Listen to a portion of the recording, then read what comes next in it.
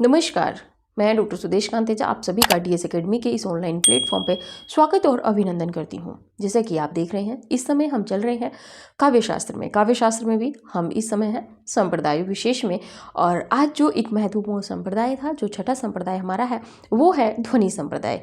ध्वनि संप्रदाय को जितना विस्तृत होगा परीक्षा उपयोगी तथ्यों की दृष्टि से, उतना विस्तृत हम पढ़ेंगे समीक्षात्मक रूप में भी। और इससे पहले हम आपको बता दें कि डीएस एकेडमी का नया बैच शुरू हो गया है। ये एकदम जीरो लेवल से, शून्य से शुरू हुआ है और इसमें बहुत बेसिक रूप से हम आपको एक तरह से सरल से कठिन की ओर हम आपको लेके चल रहे हैं। जो भी तथ्य हैं पहले सरल रूप में और फिर उसके बाद में अवधारणात्मक रूप में हम आपको बताते हुए चल रहे हैं। ये जो क्लासेस हैं, जो नए बैच में क्लासेस शुरू हुई हैं, वो बहुत ज़्यादा अनेक इतिहास ग्रंथों का सहारा इसमें लिया जा रहा है। जहाँ से प्रश्न बनने की संभावनाएं होती हैं, वहाँ से तथ्यों को आपके लिए जुटाया जा रहा है। तो जो भी कैंडिडेट एडमिशन लेना चाहते हैं, बहुत न्यूनतम शुल्क के साथ में हम आपको ये वाला जो बैच है उसमें एडमिशन दे रहे हैं। तो जो भी बच्चे एडमिशन लेना चाहते हैं वो जल्दी ही एडमिशन ले लें। और इसी के साथ में डीएस एकेडमी की टेस्ट सीरीज भी चल रही है। यदि आप टेस्ट सीरीज ज्वाइन करना चाहते हैं तो भी आप टेस्ट सीरीज ज्वाइन कर लीजिए, क्योंकि जो प्रश्न पत्र हैं वो बहुत ज़्यादा नवीन है। संपूर्ण पाठ्यक्रम पर आधारित हम आपको 125 प्रश्नों का सेट देते हैं, जिसमें हम आपको 50 टेस्ट पेपर दे रहे हैं। और कॉल करने के लिए आप डिस्क्रिप्शन में जाइएगा, वहाँ पे कॉन्टैक्ट नंबर है, या क्लास के अंतिम में हम आपको नंबर प्रोवाइड कराएंगे। जो भी बच्चे एडमिशन लेना चाहते हैं, अपनी तैयारी को बेहतर और अच्छा ही नहीं, आगामी आने वाली परीक्षाओं में एक सीट अपनी निश्चित करना चाहते हैं, तो वो कैंडिडेट जल्दी से जल्दी क्लास ज्वाइन कर लीजिए। क्योंकि क्लास से फिर आगे निकल जाएंगे तब आप पीछे रह जाएंगे, फिर वहाँ पे आपको कोई दिक्कत आएगी, फिर आप सोचेंगे कि अब तो हम यहाँ पे पहुँच चुके हैं, और बहुत ज़्यादा फिर इकट्ठा भी मैटर हो जाता है। तो इसीलिए जो भी क्लास लेना चाहते हैं, एडमिशन लेना चाहते हैं क्लास में, बैच में, वो जल्दी ही एडमिशन ले लीजिए। चलिए बात करते हैं आज के संप्रदाय विशेष में। आज जो हमारा अंतिम संप्रदाय की बात हम कर रहे हैं, ये है हमारा छठा संप्रदाय और ध्वनि संप्रदाय। बहुत ज़्यादा यहाँ पे टीजीटी पीजीटी में से प्रश्न बहुत कम बनते हैं, लेकिन फिर भी जैसे कि हमने कहा था कि आपको संपूर्ण पाठ्यक्रम आपका कंप्लीट होने ही जा रहा है। इसमें ये जो हमारा है काव्य शास्त्र में अगर देखेंगे तो काव्य शास्त्र की दृष्टि से ये हमारी अंतिम क्लास रहेगी। इसके बाद में हम छंदों पे चर्चा करेंगे। बात कर लें ध्वनि संप्रदाय में।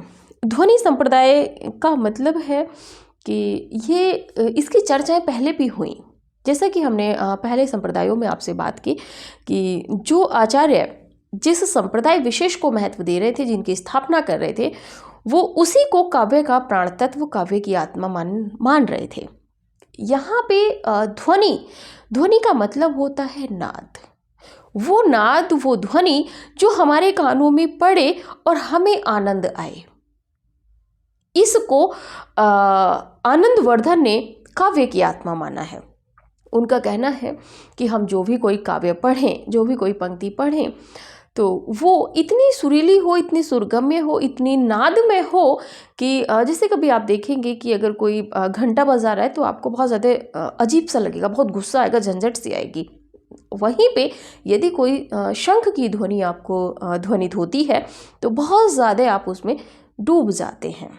आप देखते हैं कि कितनी लंबी श्वास के साथ उस जो शंख है उसका जय घोष किया गया है। ठीक है, तो यहाँ पे भी बात हो रही है कि आनंदवर्धन का कहना है कि काव्य के सभी तत्व अपनी जगह, ये नकार नहीं रहे हैं किसी भी चीज को। आनंदवर्धन ने किसी भी तथ्य को नकारा नहीं है। उन्होंने ये नहीं कहा है कि काव्य को अलंकार की आवश्यकता नहीं है। उन्होंने ये नहीं कहा है कि काव्य को गुण की आवश्यकता नहीं है। उन्होंने ये नहीं कहा है कि काव्य में वक्रोक्ति की आवश्यकता नहीं है, बल्कि इन्होंने वक्रोक्ति को, अलंकार को, बाकी तथ्यों को, जो संप्रदाय हैं उनको अपने अपने अनुसार उन्होंने रखने का प्रयास किया है। ठीक है, औचित्य संप्रदाय हो, वक्रोक्ति संप्रदाय हो, रीति संप्रदाय हो, या काव्य गुण हो, काव्य दोष हो, इन्होंने सबको एक स्थान पर सुनिश्चित तरीके से रखने का प्रयास किया है। नकारा नहीं है इन्होंने किसी भी संप्रदाय के विशेष तत्व को, बशर्ते अपने अनुरूप इन्होंने वहाँ पे तत्वों को समाहित करने का प्रयास किया है। ये कहते हैं कि काव्य में सभी तत्व अनिवार्य हैं, लेकिन उन तत्वों के साथ में जब हम ध्वनि का नाद में सास्वर, जब उस ध्वनि को अपने अंदर ग्राह्य करते हैं तो उससे जो मन को आनंद प्राप्त होता है, पाठक के हृदय को जो रसास्वादन होता है, वही काव्य को अंतिम चरम सीमा तक पहुंचा सकता है। देखिए, कोई भी काव्य है, कोई भी रचना है, कोई भी कार्य है, जब हम उसको करते हैं, जब तक हमें उसका अच्छा फीडबैक नहीं मिलता तब तक उस कार्य को करने में आनंद नहीं आता। जैसे कि आजकल मुझे नहीं आ रहा है, क्योंकि आप क्लास शेयर नहीं कर रहे हो, आप क्लास लाइक नहीं कर रहे हो, आप कोई कमेंट नहीं करते, कितना प्रश्न करते हैं उसके बाद भी आपका कोई कमेंट नहीं आता, तो थोड़ा सा मन निराश हो जाता है। ठीक है, हालांकि ऐसा नहीं है, हम फिर भी, हमारा काम है, हम आपको पढ़ाएंगे। तो यहाँ पे आनंदवर्धन जी वही कहना चाह रहे हैं कि जब पाठक किसी तथ्य को, किसी काव्य को पढ़ना जब चाहता है तो उसमें जो ध्वनित जो काव्य तत्व उसको हृदयग्राही होते हैं उसके, ठीक है, तो उसको ध्वनि उन्होंने कहा है। बात करते हैं, थोड़ा और विस्तृत रूप में चलेंगे। ध्वनि संप्रदाय, ध्वनि संप्रदाय के संस्थापक आनंदवर्धन माने जाते हैं। इनका समय 9वीं शती है। ठीक है, व्याकरण शास्त्र में ध्वनि को स्फोट व्यंजक माना गया है। देखिए, गद्य में भी, काव्य में भी है और व्याकरण में भी है, यानी कि पद्य में भी है, व्याकरण में भी है। व्याकरण में जो मतलब आया है वो व्याकरण शास्त्र में ध्वनि को स्फोट व्यंजक माना गया है। स्फोट कैसा होता है? शब्दों का भी होता है, वर्णों का भी होता है। जैसा कि आपने अलंकार पढ़ा, अलंकार में आपने देखा था कि वर्णों से भी चमत्कार उत्पन्न हो रहा था और वर्णों के बाद जब शब्द बना, शब्दों के अर्थ से भी चमत्कार उत्पन्न हुआ। तो वहां पे अलंकार था, तो वहीं यहाँ पे ध्वनि की बात हो रही है। ठीक है, स्फोटवाद के आदि प्रवर्तक मनीषी स्फोटायन है या थे। ठीक है, काव्य शास्त्र में ध्वनि का संबंध व्यंजना शक्ति से है। अविधा, लक्षणा, व्यंजना शब्द शक्तियां आप पढ़ चुके हैं, तो यहाँ पे आपको व्यंजना शब्द शक्ति समझाने का कोई औचित्य हमारा नहीं बचा है। व्यंजना शब्द शक्ति से है। बात करते हैं ध्वनि संप्रदाय क्या है। तो ध्वनि संप्रदाय को समझने के लिए आप यहाँ पे आइए। हमें लगा कि कुछ बच्चों की कमेंट था कि नहीं समझ पा रहे हैं। तो काव्य में यदि ध्वन्यार्थ नहीं है, काव्य में यदि ध्वन्यार्थ का मतलब है कि कोई भी ध्वन्य और अर्थ, यानी कि ध्वनि और अर्थ नहीं है, यानी कि जिस अर्थ को हम निकाल रहे हैं वो ध्वनि में नहीं है, नाद में नहीं है, तो वह कविता सुपाठ्य, पठ्य नहीं, सुपाठ्य नहीं होगी, यानी कि उसको हमें पढ़ने में रुचि नहीं आएगी, नहीं होगी। निर्जीव निष्प्राण होगी, यानी कि वो कविता कैसी होगी? निर्जीव होगी, निष्प्राण होगी, यानी कि उसमें प्राण नहीं है, वो निर्जीव के समान है। जब हम किसी कविता को पढ़ते हैं वो हमारे मन को आह्लादित कर देती है, तो हमें लगता है कि हम कविता को जी रहे हैं। ठीक है ना। होगी जिसमें ध्वन्यार्थ प्रबल है, वही कविता में आत्मा है। यानी कि जहाँ पे ध्वन्यार्थ नहीं है, ठीक है, तो वहाँ वो कविता एकदम से निर्जीव है, निष्प्राण है, क्योंकि पाठक उसे पढ़ेगा ही नहीं। लेकिन जिस कविता में ध्वन्यार्थ प्रबल है, ध्वनि और अर्थ दोनों पाठक को आह्लादित कर देते हैं, वही कविता में आत्मा है।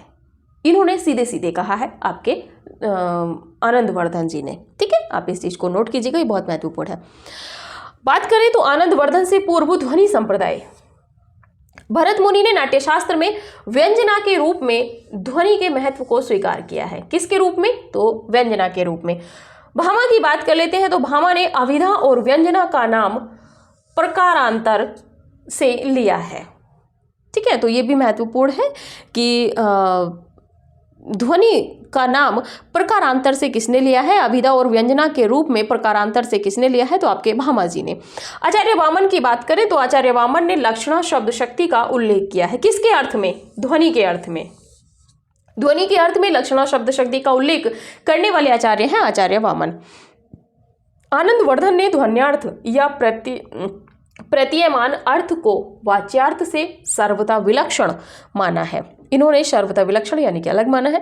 इनके अनुसार, यानी कि आनंदवर्धन के अनुसार, जहां काव्य में वाच्यार्थ और लक्ष्यार्थ से अधिक रमणीय और चमत्कारपूर्ण व्यंजित हो, वहां ध्वनि की सत्ता मान्य है।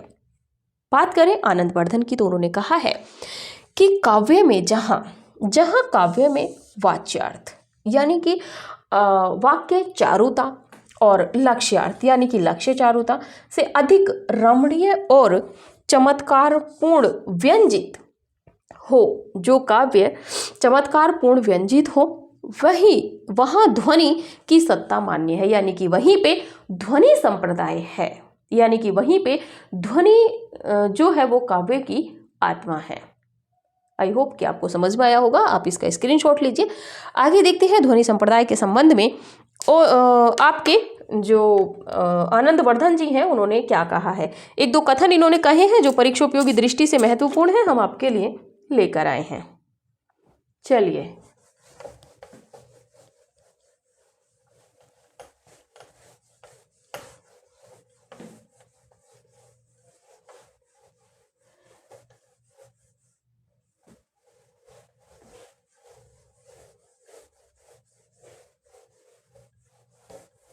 देखिए जितना टीजीटी पीजीटी की परीक्षा उपयोगी था और सही में तो यहाँ जितना हम आपको संप्रदाय विशेष हमने पढ़ाए हैं, तो यहाँ से तो आपका नेट जेआरएफ और असिस्टेंट प्रोफेसर तक की परीक्षाओं में आपका संप्रदाय कंप्लीट होगा।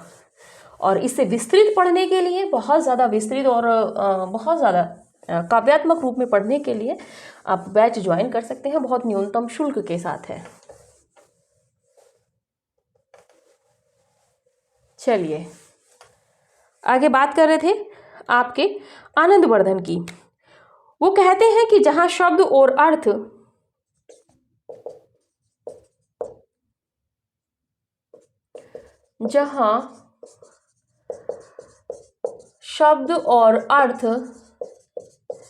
अपने धर्म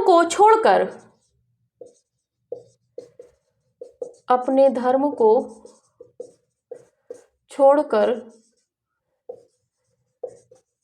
किसी व्यंग्यार्थ की प्रतीति कराने लगता है,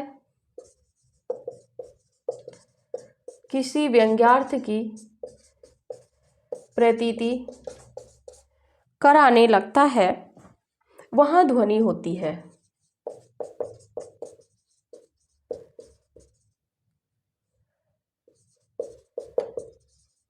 वहां ध्वनि होती है, ये कहा है आपके आनंदवर्धन ने। दूसरा कथन है कि काव्य को ध्वनि की संज्ञा तब ही दी जा सकती है, काव्य को ध्वनि की संज्ञा तब ही दी जा सकती है, तब ही दी जा सकती है जब उसमें व्यंग्यार्थ सर्वोपरि, जब उसमें व्यंग्यार्थ सर्वोपरि एवं महत्वपूर्ण हो,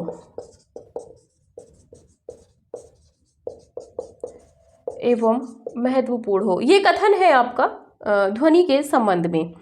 ध्वनि के तीन भेद माने हैं। आनंदवर्धन ने ध्वनि के तीन भेद माने हैं। जो मुख्य भेद हैं वो आपको अंतिम में देखेंगे, लेकिन यहाँ पे देखिए, पहला है वस्तु ध्वनि, अलंकार ध्वनि, रस ध्वनि। वस्तु ध्वनि, अलंकार ध्वनि और तीसरा है रस ध्वनि। ये आपके माने हैं किसने? आनंदवर्धन ने। व्यंग्यार्थ के आधार पर, व्यंग्यार्थ के आधार पर आनंदवर्धन ने काव्य के तीन भेद किए हैं। आनंदवर्धन ने काव्य के तीन भेद किए हैं। कौन कौन से हैं? पहला है उत्तम काव्य। उत्तम काव्य, उत्तम काव्य की बात करें तो इसे ध्वनि काव्य भी कहा जाता है। इसे ध्वनि काव्य भी कहा जाता है। दूसरे नंबर पे बात करें तो मध्यम काव्य, ठीक है, इसे गौण काव्य माना जाता है।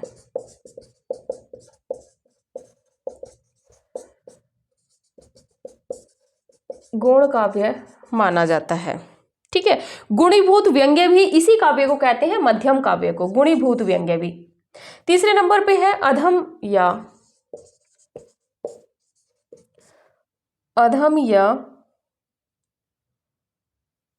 अधम काव्य, अधम या अवर काव्य भी इसको कह देते हैं। तो इसे चित्र काव्य भी कहते हैं।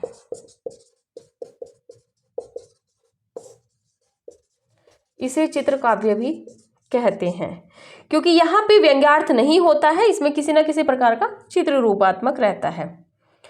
आगे लिखिए, इसके उपरांत, महत्वपूर्ण है थोड़ा सा, इसके उपरांत इन्होंने ध्वनि के दो भेद माने हैं। आनंदवर्धन ने इन्होंने ध्वनि के प्रमुख दो भेद माने हैं।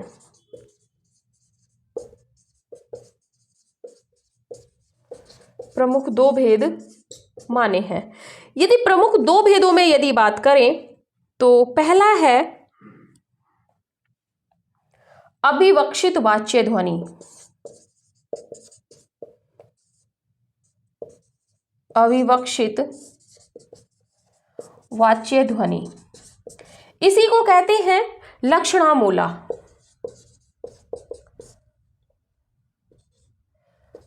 लक्षणामूला, और लक्षणामूला की बात करें तो इसके भी दो भेद होते हैं। पहला है अर्थांतर संक्रमित वाच्य ध्वनि। अर्थांतर संक्रमित वाच्य ध्वनि। दूसरे नंबर पे है इसी का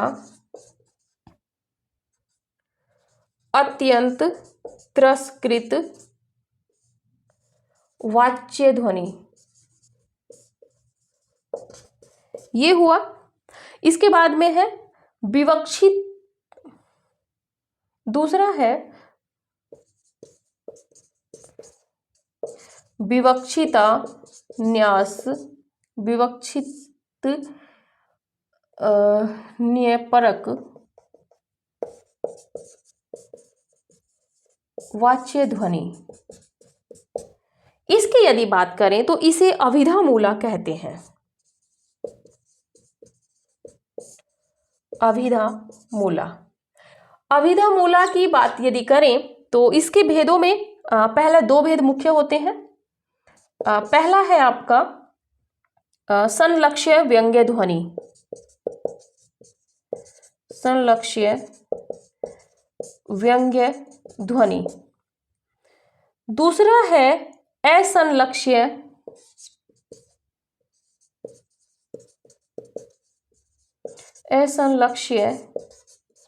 क्रम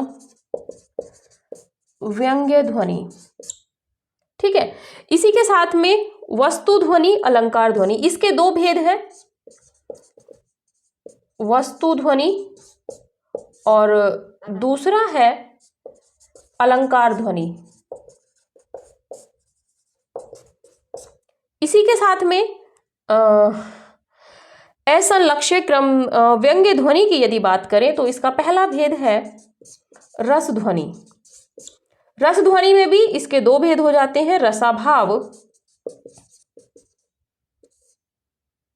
रसाभास,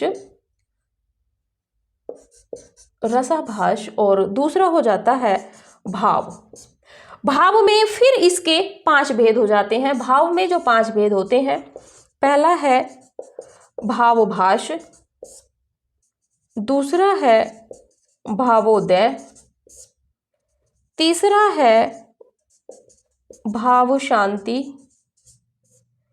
चौथा है भाव संधि, और 5वां है भावशवलता,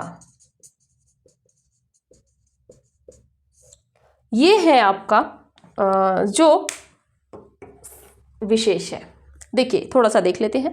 जहां शब्द और अर्थ अपने धर्म को छोड़कर किसी व्यंग्यार्थ की प्रतीति कराने लगता है, वहां ध्वनि होती है। किसने कहा है? आपके आनंदवर्धन ने। काव्य को ध्वनि की संज्ञा तत्व तब ही दी जा सकती है जब उसमें व्यंग्यार्थ सर्वोपरि एवं महत्वपूर्ण हो। यह भी कथन आपके आनंदवर्धन ने कहा है। आनंदवर्धन ने ध्वनि के 3 भेद माने हैं। पहले नंबर पे बात कर ले यहाँ पे, तो वस्तु ध्वनि, अलंकार ध्वनि और रस ध्वनि। ये ध्वनि मानी है उन्होंने कि रस से संबंधित, वस्तु से संबंधित और अलंकार से संबंधित। वस्तु में आपकी सभी आ जाएंगी, जो काव्य गुण, काव्य दोष, शब्द शक्तियां हैं, सब आ जाएंगी। व्यंग्यार्थ के आधार पर आनंदवर्धन ने काव्य के 3 भेद किए हैं। यहाँ पे व्यंग्यार्थ के आधार पर कौन से हैं? उत्तम काव्य, मध्यम काव्य और अधम काव्य या अवर काव्य। उत्तम काव्य को ध्वनि काव्य भी कहा गया है, मध्यम काव्य को गौड़ काव्य भी कहा गया है और अधम काव्य को चित्र काव्य कहा गया है। यहां से तो प्रश्न बनना ही बनना है, ठीक है। इसके उपरांत इन्होंने ध्वनि के प्रमुख 2 भेद माने हैं। आनंदवर्धन ने ध्वनि के प्रमुख 2 भेद माने थे। कौन सा? पहला है अविवक्षित वाच्य ध्वनि और दूसरा है विवक्षितान्य परक वाच्य ध्वनि। बात करें इन दोनों में, तो अविवक्षित वाच्य ध्वनि को लक्षणामूला कहा जाता है। इसके भी 2 भेद माने गए हैं, आगे आके माने गए हैं। संपूर्ण जो चार्ट है, अर्थांतर संक्रमित वाच्य ध्वनि, अत्यंत तिरस्कृत वाच्य ध्वनि। ये जो दोनों भेद हैं, ये लक्षणामूला यानी कि अविवक्षित वाच्य ध्वनि के हैं। विवक्षितान्य परक वाच्य ध्वनि के यानी कि अभिधामूला जो भेद है, इसके 2 भेद हैं, संलक्ष्य व्यंग्य ध्वनि और दूसरा है असंलक्ष्य क्रम व्यंग्य ध्वनि। बात करें संलक्ष्य व्यंग्य ध्वनि की, तो वस्तु ध्वनि और अलंकार ध्वनि 2 भेद हैं इसके। असंलक्ष्य क्रम व्यंग्य ध्वनि की बात करें तो एक ही भेद है, रस ध्वनि। रस ध्वनि के फिर 2 भेद हुए हैं। कैसे? एक रसाभास, रस का जो आभास हो, और दूसरा रस भाव, जिसमें हो। भाव के 5 भेद हैं, भाव भाष, भावोदय, भाव शांति, भाव संधि और भाव शवलता। तो इस चार्ट से आपको यकीनन टीजीटी पीजीटी में आपको प्रश्न देखने को मिलेगा, तो आप इस चार्ट को अपने अनुसार प्रिपेयर कर लीजिए, स्क्रीनशॉट लीजिए। 2, 3, 4 कथन और बचे हैं, उनको देख के क्लास कंप्लीट करते हैं, क्योंकि जितना टीजीटी पीजीटी और यहाँ तक कि यहाँ से तो आपको असिस्टेंट प्रोफेसर जैसी परीक्षाओं में भी प्रश्न देखने को मिल जाएंगे। चलिए, आनंदवर्धन या ध्वनि संप्रदाय से जितने महत्वपूर्ण तथ्यों का निचोड़ ला सकते थे, इससे बाहर आपका प्रश्न नहीं जाएगा।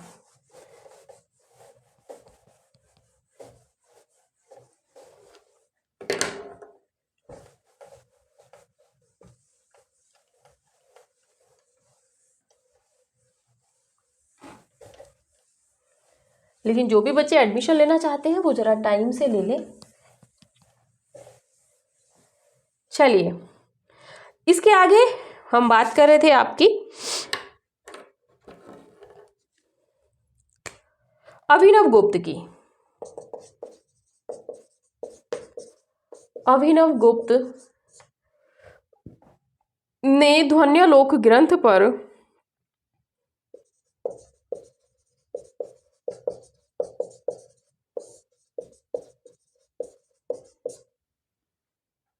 लोचन नामक टीका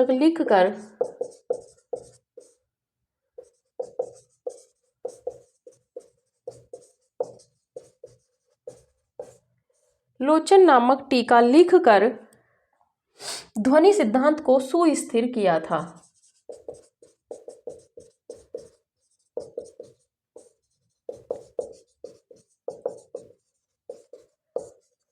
सुस्थिर किया था। इसके बाद में मम्मट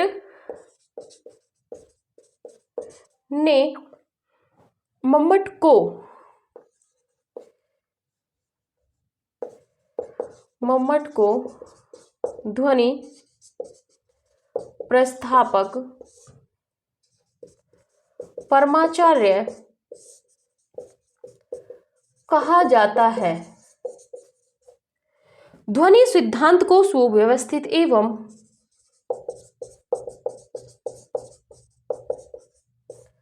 ध्वनि सिद्धांत को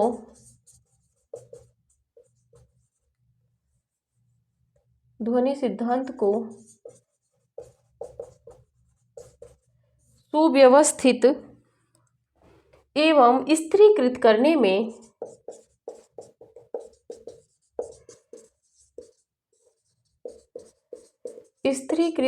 में इनके ग्रंथ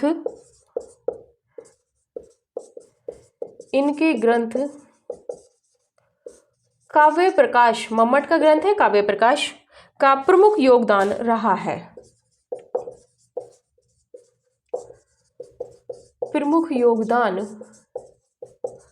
है। किसने कहा है? तो मम्मट ने। बात करें आपके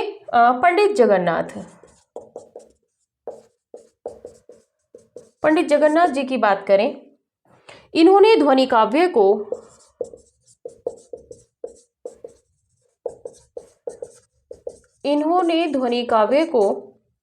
उत्तमोत्तम काव्य कहा है।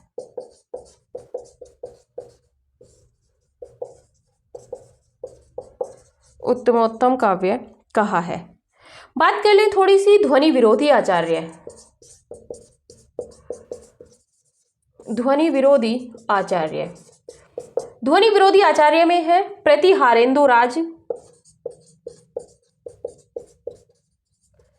प्रतिहारेंदुराज, भट्टनायक,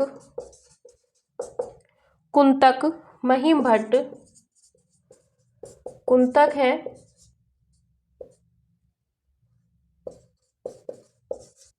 महिम भट्ट हैं, महिम भट्ट के बाद में मुकुल भट्ट,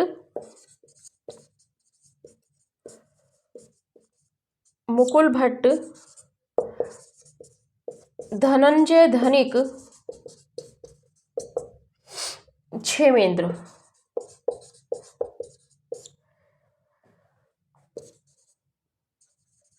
ध्वनि समर्थक आचार्य में बात करें तो अभिनव गुप्त, वैसे तो आप पढ़ ही लिए हैं लेकिन फिर भी अभिनव गुप्त,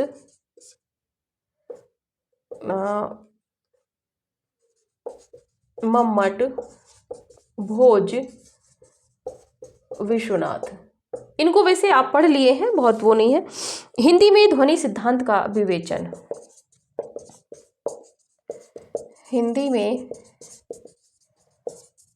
ध्वनि सिद्धांत का विवेचन बात करें तो पहले नंबर पे है आपके चिंतामणि त्रिपाठी। चिंतामणि त्रिपाठी ने कवि कुल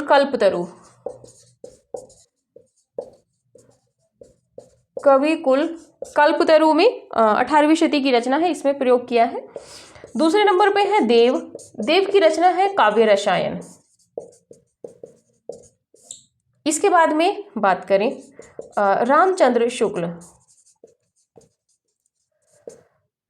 शुक्ल जी की बात करें तो व्यंजित भावों के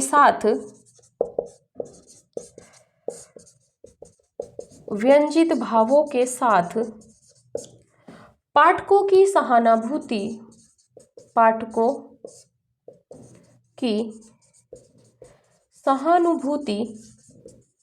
या साधारणीकरण, रस की पूर्ण अनुभूति के लिए आवश्यक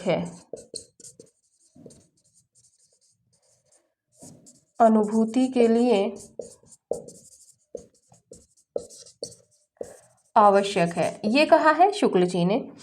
और दूसरे नंबर पे है नंद दुलारे वाजपेयी।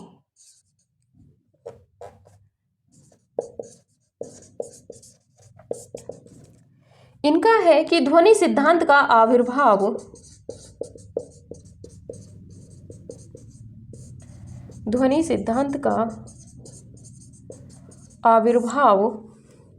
वास्तव में रस की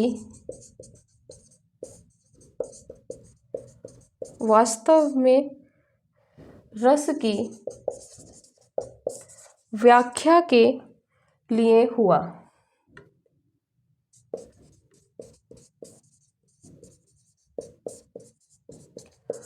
उसे स्वतंत्र संप्रदाय नहीं कहा जा सकता।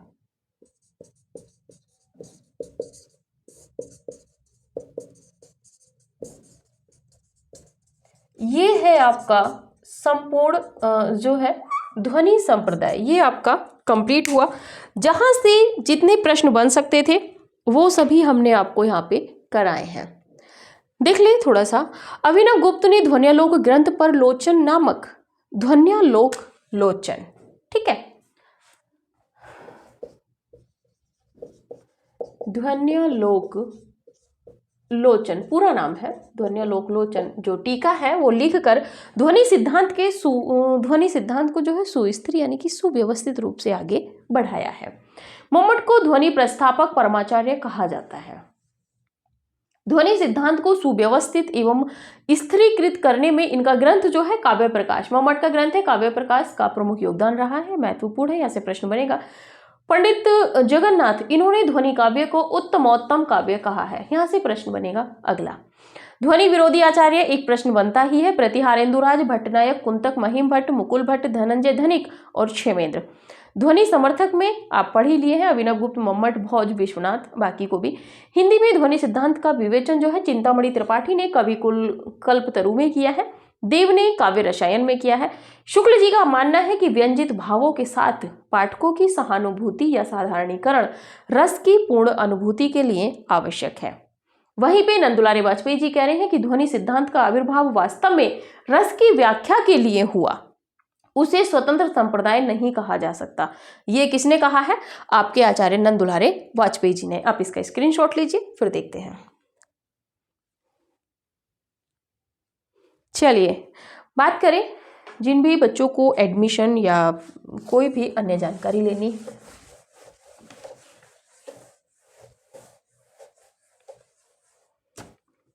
देखिए बैच जो शुरू हुआ है 0 से 9568802463 पे आप कॉल करेंगे।